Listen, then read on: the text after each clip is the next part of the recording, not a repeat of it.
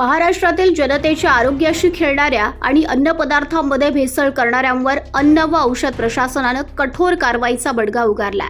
राज्याचे अन्न सुरक्षा आयुक्त तुकाराम मुंढे यांनी बनावट पनीरच्या विक्रीवर धडक कारवाई करत राज्यात अनलॉग पनीरवर वर्षभरासाठी बंदी घालण्याचा महत्त्वपूर्ण निर्णय घेतलाय।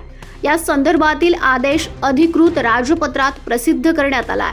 अन्न सुरक्षा आणि मानके अधिनियमानुसार कठोर कारवाई हा बंदीचा आदेश अन्न सुरक्षा व मानके अधिनियम 2006 मधील कलम 20(2)(अ) अन्वये लागू करण्यात आलाय।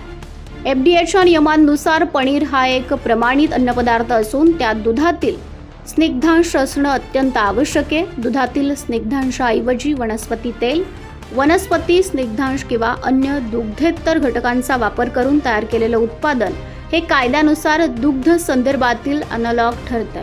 त्यामुळे अशा उत्पादनाला पनीर नाव देऊन विकणं किंवा ग्राहकांना पुरवणं हा कायद्यानं गंभीर गुन्हा मानला जाईल।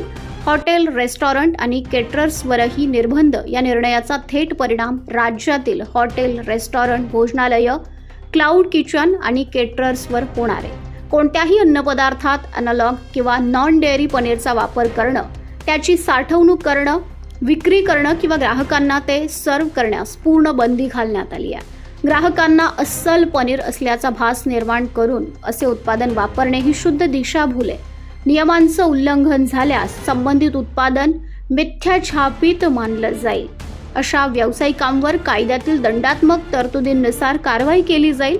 तसंच साठा जप्त करून तो नष्ट केला जाईल। नियमित शुद्ध पनीरवर कोणतीही बंदी नाही। या आदेशामुळे बाजारातील सर्व प्रकारच्या पनीरवर बंदी आलेली नाही। नियमानुसार ठरवून दिलेल्या मानकांचं पालन करणारे पनीर बाजारात उपलब्ध नाहीत।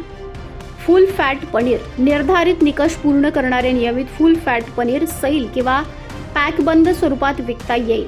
मीडियम आणि लो फॅट पनीर या श्रेणीतील पनीरची विक्री सीलबंद पॅकेजमध्ये आणि अन्न सुरक्षा व मानके विनियम 2020 नुसार सर्व आवश्यक घोषणांसह करणे बंधनकारक आहे।